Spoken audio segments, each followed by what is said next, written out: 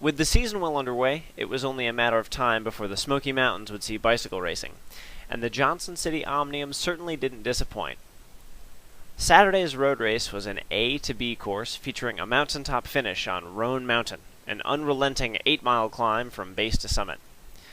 Coupling that with a mostly uphill run into the climb meant that it certainly wasn't a day for the fatties. 3 riders attacked at the gun, including 2 riders from the Virginia Tech Collegiate Squad. Over the rollers in the first 10 miles, the break fell from 3 to 1, while the only survivor, Taylor Perman, never got out of sight of an unconcerned peloton. The group probably would have chased him down before the final climb had it not been for a long line of cars blocking the road, but he succumbed just after the real climbing started anyway. Plus, this way the bunch got the chance to pretend that they were dropped in a pro race and navigating the media cars to get back with the group. A dream we can all relate to, because even in my dreams, I'm not with the leaders. When the group hit the base of the climb, the peloton surged, and everybody started to get thinned out, as riders fell off the pace like so many sickly adolescent gazelles being struck down by lions. The lead group consisted of 5 or 10 riders, or so I'm told, and included the super aggressive Justin Schmidt of the DePaula Collegiate Team, Chris Leonard racing for Harper Auto, and Josh Lewis riding for Biker's Choice. The climb was no joke, and riders that had the best weight-to-power ratio tended to finish better. In the end, Schmidt wouldn't be denied and would be followed closely by Patrick Davis from Rita Racing and Adam Burke, racing unaffiliated. The time trial was A to B as well, and was 3.4 miles long with 300 feet of climbing and no turns.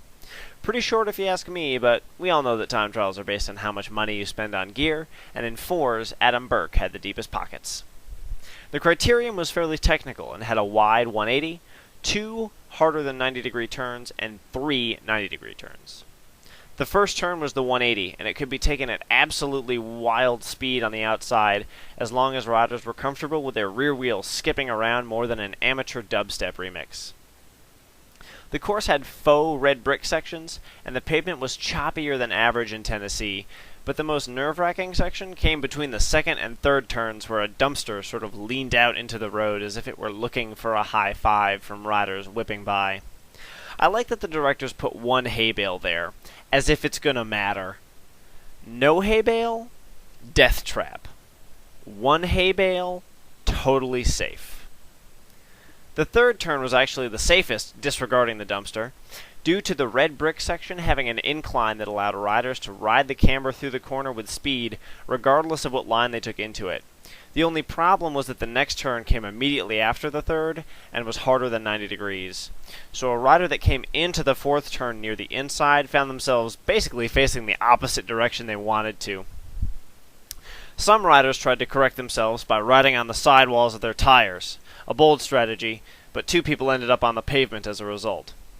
Here's how it tended to work out. The first half of the course was a series of 4 turns that had to be negotiated with the last turn in the series in mind.